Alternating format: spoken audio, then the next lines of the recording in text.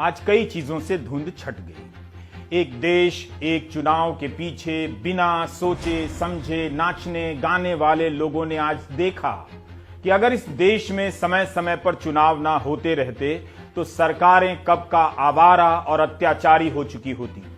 जो बात एक साल में नहीं समझ आई वो यूपी चुनाव के कारण समझ में आ गई। इसलिए जब कोई नेता आपको यह समझाए कि एक देश एक चुनाव होना चाहिए तो खुद से एक सवाल कीजिएगा, जो नेता हजारों करोड़ रुपए के चंदे को बेनामी रखना चाहता है, बताना नहीं चाहता कि किसका और कितना पैसा है, कैसा पैसा है, क्या वाकई उस जनता के कुछ हजार करोड़ रुपए की चिंता है उसे, या फिर वह खर्चे के नाम पर चुनावों को खत्म कर जनता की ताकत को खत्म कर देना चाहता है।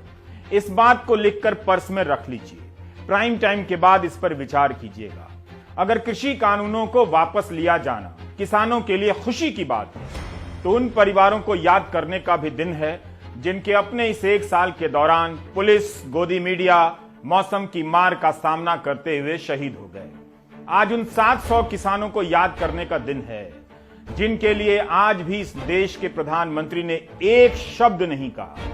क्या आप यकीन कर सकते हैं कि एक आंदोलन के लिए इस देश के 700 किसान शहीद हो गए और उस देश के प्रधानमंत्री ने इस एक साल के दौरान एक शब्द नहीं कहा। राम मनोहर लोहिया इसी देश की संसद के सदस्य थे जिन्होंने कहा था अगर सड़कें खामोश हो जाएंगी तो संसद आवारा हो जाएगी। भारत का किसान खेती के हर सीजन में घाटा सहता है। घाटे और कर्जे के कारण वह टूट चुका है, आत्महत्या करने के लिए मजबूर हो जाता है। वह गरीब किसान इस देश के लोकतंत्र के फायदे के लिए हर मौसम में मार खाता रहा, मरता रहा, अपनों के द्वारा बिछाई जा रही कीलों और बरसाए जा रहे कोड़ों की मार सहता रहा। याद रखना चाहिए प्रधानमंत्री जिस समय कह रहे थे कि वे किसानों से सिर्फ एक फोन कॉल की दूरी पर हैं, उसी समय किसानों की राह में कीलें बिछाई जा रही थी। मिस्ड कॉल से बीजेपी दुनिया की सबसे बड़ी पार्टी बन गई, लेकिन आज तक किसानों के फोन पर प्रधानमंत्री का मिस्ड कॉल नहीं आया, आज भी नहीं आया। अंग्रेजों ने हाथ और पांव में बेड़ियां पहनाई, लेकिन आजाद भारत की सरकार ने कीले गाड़ दी ताकि किसानों के पांव ठहर जाएं। भारत का किसान जो हर दिन अपने खेतों से कांटे निकालता रहता है, सरकार के बिछाए इन कांटों को झेल गया। प्रधानमंत्री किसानों को समझ नहीं रहे थे बल्कि अपनी ताकत समझा रहे थे कि सरकार चाहे तो ऐसा ऐसा कर सकती है। किसानों के दिल्ली आने के रास्ते में बड़े बड़े बोल्डर लगा दिए गए, कंटेनर लगा दिए गए ताकि उसे पार कर किसान दिल्ली ना आ सके। किसानों को दिल्ली आने नहीं दिया गया। सुभाष चंद्र बोस का नारा था दिल्ली चलो। जब यह नारा किसानों का हुआ तो दिल्ली वाली सरकार को खटक गया। टूल किट का बवाल खड़ा किया गया कि अंतर्राष्ट्रीय ताकतें देश के खिलाफ लगी हैं। 20 साल की दिशा रवि के साथ क्या हुआ? गोदी मीडिया को आगे कर एक भीड़ खड़ी की गई किसानों के खिलाफ। गोदी मीडिया के जरिए पहले मिडिल क्लास को किसानों के विरोध में खड़ा किया गया, फिर उस मिडिल क्लास को महंगाई से मरता छोड़ दिया गया। मिडिल क्लास के पास महंगाई का समर्थन करने के अलावा कोई चारा नहीं बचा। वो किसानों के पास जाता भी तो किस मुंह से जाता? अगर किसानों के प्रति नीयत होती, नीयत में पवित्रता होती तो इतना सब होने के बाद भी अजय मिश्रा मंत्री पद पर नहीं रहते, जिनका बेटा इस केस में जेल में है किसानों के मारने के जुर्म में, आरोप में, और सुप्रीम कोर्ट हर सुनवाई में फटकार लगा रहा है कि बचाने की कोशिश हो रही है। तालाबंदी के बीच किसानों को अंधेरे में रखकर अध्यादेश लाया जाता है। किसान आंदोलन करते हैं, फिर संसद में कानून भी पास होता है। सरकार कोर्ट में किसानों के खिलाफ मुकदमा लड़ती है। इसलिए जब कृषि कानूनों को वापस लेने के लिए प्रधानमंत्री मोदी प्रकाश पर्व को चुनते हैं तो बहुत सारे उनके फैसलों और चुप्पियों को भी रोशनी में लाना जरूरी है, जिन्हें अंधेरे में रखने की कोशिश की जा रही है। मैं आज देशवासियों से क्षमा मांगता हूं, सच्चे मन से और पवित्र हृदय से कहना चाहता हूं कि शायद हमारी तपस्या में ही कोई कमी रही होगी, जिसके कारण दिए के प्रकाश जैसा सत्य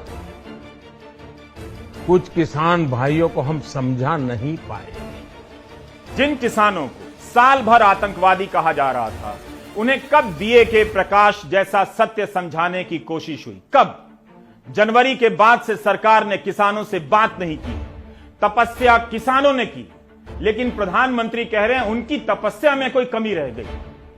700 किसानों ने जान दी, लेकिन तपस्या प्रधानमंत्री कर रहे थे। आज भी उन्होंने किसानों के आंदोलन को कुछ किसानों का आंदोलन कहा, यानी कानून वापस हुआ, किसान आंदोलन के प्रति नजरिया नहीं। सरकार अब भी इन किसानों को अमीर किसान और कुछ किसान के रूप में देखे जा रही है। यह थी सरकार की तपस्या, किसानों के खिलाफ किसान सम्मेलन के जरिए अपना किसान खड़ा करने की तपस्या, यह साबित करने की कि किसानों के आंदोलन में कुछ किसान हैं, अमीर किसान। सरकार ने किसान आंदोलन के खिलाफ भयंकर प्रचार युद्ध छेड़ा था। राज्यसभा में कांग्रेस सांसद नासिर हुसैन, राजमणि पटेल के सवाल के जवाब में कृषि मंत्री नरेंद्र सिंह तोमर ने कहा था कि सितंबर 2020 से जनवरी 2021 तक केवल 5 महीने में 7.25 करोड़ से अधिक की राशि खर्च की गई कृषि कानूनों से जुड़े भ्रामक बातों के प्रचार को खत्म करने के लिए। करीब 68 लाख रुपए की लागत से फिल्में बनाई गईं किसानों को समझाने के लिए। अगर प्रधानमंत्री किसानों के लिए तपस्या कर रहे होते तो सर फोड़ने वाले वीडियो के बाद हरियाणा की सरकार उस अफसर के बचाव में नहीं आती और जिसके खिलाफ कार्रवाई के लिए किसानों को आंदोलन पर नहीं उतरना पड़ता। अगर प्रधानमंत्री तपस्या कर रहे होते तो अजय मिश्रा आज मंत्री नहीं होते। शायद तपस्या में इस बात की कमी रह गई होगी कि कीलें कम बिछाई गई, सर कम फोड़े गए, किसानों पर जीपें कम चलाई गई। अगर बात तपस्या और नीयत की होती तो यह बात किसानों को बुलाकर भी कही जा सकती थी, लेकिन प्रधानमंत्री ने इसका ऐलान भी एक तरफा तरीके से किया, अचानक किया। जिस तरीके से अध्यादेश के जरिए यह कानून लाया गया था, अचानक लाया गया था। किसानों को पता है कि यूपी का चुनाव है, इसलिए वापस हुआ है ताकि उनके बीच बीजेपी के नेता जा सकें। शायद इसलिए किसानों ने तुरंत आंदोलन के खत्म होने का ऐलान नहीं किया। वे कह रहे हैं कि कानून वापस लेना एक मांग है, उनकी दूसरी मांगे भी बड़ी हैं, जैसे एमएसपी की गारंटी देना, बिजली संशोधन विधेयक को वापस लेना। कानून लाने और वापस लाने के बीच प्रधानमंत्री कितना बदले या उनकी मजबूरियां कितनी बदली हैं, यह देखना आपका भी काम है। यह जानने की बात तो है कि केवल कानून वापस हुआ है या इस आंदोलन को लेकर नजरिया भी, जिस नजरिए में आंदोलन के प्रति घृणा थी, क्या वो भी वापस हुई है? किसानों ने इस आंदोलन में कई पड़ाव हासिल, हिंदू मुस्लिम में बांटने का प्रयास हुआ तो मुजफ्फरनगर दंगों को लेकर माफी मांगी। मुजफ्फरनगर की महापंचायत में राकेश टिकैत ने अल्लाहू अकबर, जय श्री राम और वाहे गुरु के नारे को जिंदा कर दिया। उसी मैदान और मंच से पश्चिम यूपी में हिंदू मुस्लिम नफरत की आग फैलाई गई थी और उसी मंच से उस आग पर पानी डालने की कोशिश हुई। दंगों को लेकर किसानों का प्रायश्चित करना छोटी घटना नहीं है। मुमकिन है फिर से नफरत की यह आंधी पश्चिम में चलने लगी, लेकिन किसानों को याद तो रहेगा कि जब भी लाठियां पड़ेंगी तो यही एकता उनकी जान बचाएगी। सरकार के अनुसार यह आंदोलन कुछ किसानों का हो सकता है, मगर इस आंदोलन में जो सवाल उठे उनका संबंध कुछ से नहीं बहुतों से था। किसानों ने हर अपमान को सहा और आंदोलन की ताकत को स्थापित किया, उस सिविल सोसाइटी को खड़ा कर दिया जिसे राष्ट्रीय सुरक्षा सलाहकार युद्ध का नया और चौथा मोर्चा बता रहे हैं। जिस आधार पर डोभाल ने यह बात कही, उस आधार पर किसान आंदोलन और नागरिकता कानून विरोधी आंदोलन को भी निशाना बनाया गया। हम नहीं जानते कि किसानों का आंदोलन आखिरी आंदोलन है या और आंदोलनों की शुरुआत। शायद पुलिस और राष्ट्रीय सुरक्षा सलाहकार बेहतर जानते होंगे। किसानों ने आज आपको लोकतंत्र वापस किया है। उनके सम्मान में आज ठीक से, बिल्कुल ठीक से घी लगी एक रोटी, एक